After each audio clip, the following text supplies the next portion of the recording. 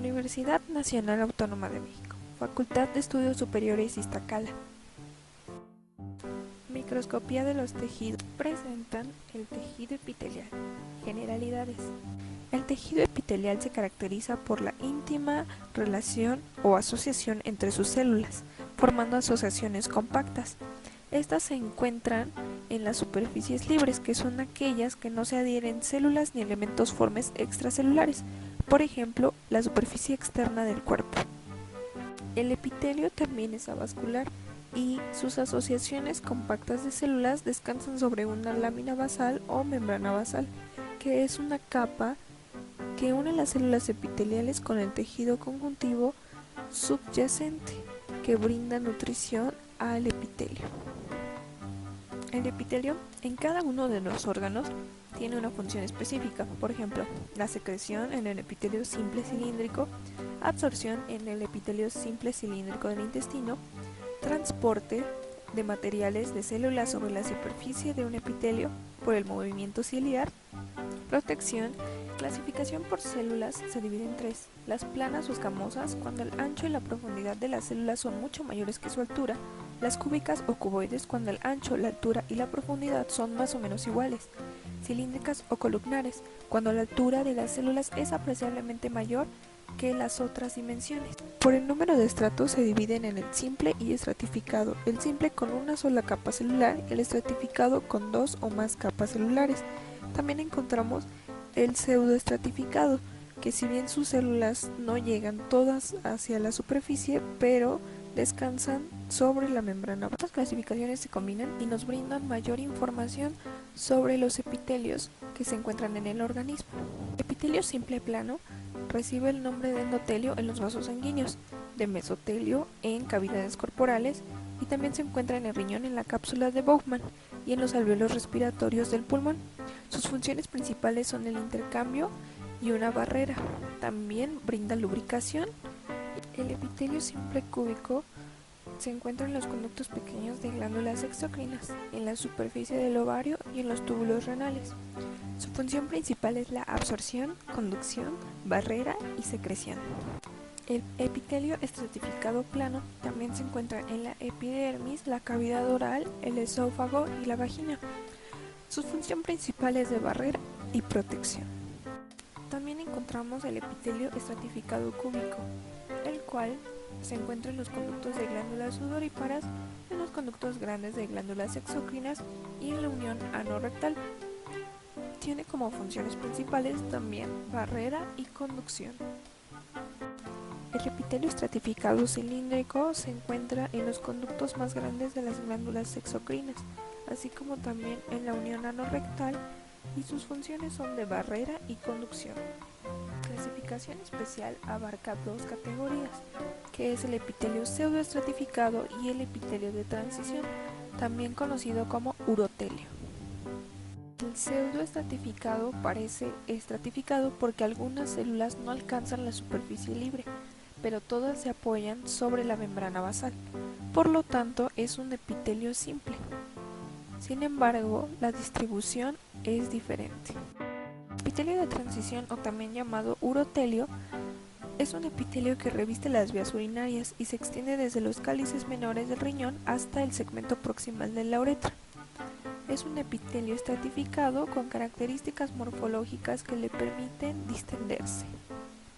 La polaridad celular es importante para las adhesiones.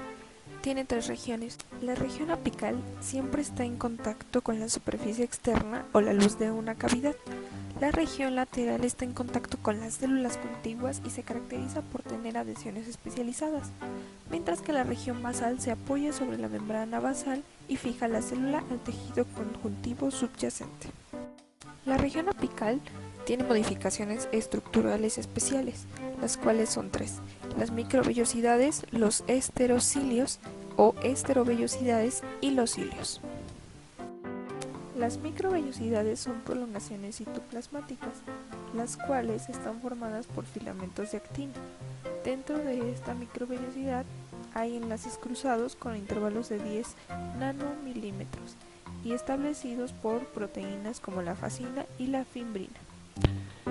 Estereocilios, microvellosidades inmóviles limitadas en el epidídimo y segmento proximal del túbulo contorneado distal. Cilios, prolongaciones de membrana plasmática apical, poseen un axonema en forma interna por microtúbulos. Pueden ser móviles, primarios o nodales. Su movimiento es por golpe efectivo por la proteína nexina. Los diferentes tipos de unión en el tejido epitelial son ocluyentes, adherentes o por nexos. Ocluyentes, adhesión de célula a célula, forma barrera impermeable en la zona apical. La célula ocludens tiene hebras de proteínas ocludina, claudina y molécula adhesiva de la unión. Adherentes, son adhesiones laterales por proteínas que vinculan el citoesqueleto. Se encuentra la célula adherens y mácula adherens. Nexos o unión comunicante, permite el paso directo de moléculas de célula a célula, formada por subunidades de conexinas. El tejido epitelial también forma glándulas. Pueden ser exocrinas, que secretan su contenido hacia la superficie, y endocrinas, las cuales no tienen conductos y secretan hacia el tejido conectivo y el torrente sanguíneo. Mecanismo de las glándulas exocrinas. Puede ser de forma merocrina cuando el producto de secreción es hacia la zona apical, apocrina cuando su producto de secreción es rodeado de citoplasma y liberado en zona apical, u holocrina, su producto de secreción es por muerte celular eliminado en la luz glandular. Ahora veamos los diferentes tipos de glándulas, como las glándulas simples. Tubular simple. Se caracteriza porque su porción secretora es un tubo recto con células caliciformes. Un ejemplo, glándulas del colon. Tubular simple enrollada. En su porción secretora tiene una estructura tubular enrollada, situada en la profundidad de la dermis. Un ejemplo, glándulas sudoríparas. Tubular simple ramificada. Son estructuras con adenómeros amplios formados por células caliciformes. Un ejemplo, glándulas mucosas del píloro. Acinosas simples. Desarrollan invaginaciones del urotelio formadas por capa de células secretoras. Un ejemplo, glándulas pauretrales y periuretrales. Acinosas ramificadas, formadas por células caliciformes con un único conducto corto que se comunica hacia la luz. Ejemplo, glándulas mucosas del cardio. Glándulas compuestas, llamadas así porque su conducto está ramificado. Tubular compuesta. Son adenómeros retorcidos. Un ejemplo, glándulas submucosas de Brunner. Acinosas compuestas. Son unidades secretoras redondeadas formadas por células serosas de aspecto piramidal. Un ejemplo, el páncreas exócrino. Tubuloacinoso compuesta.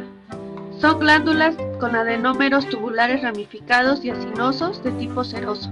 Puede ser la glándula salival, mamaria o lagrimal. Ahora demos un repaso. El tejido epitelial cubre, reviste y forma glándulas, siendo un tejido avascular. Se clasifica de dos formas, de acuerdo a sus estratos y al tipo de células. Las uniones del tejido epitelial son ocluyentes, adherentes o por nexos. Además forma glándulas simples o compuestas.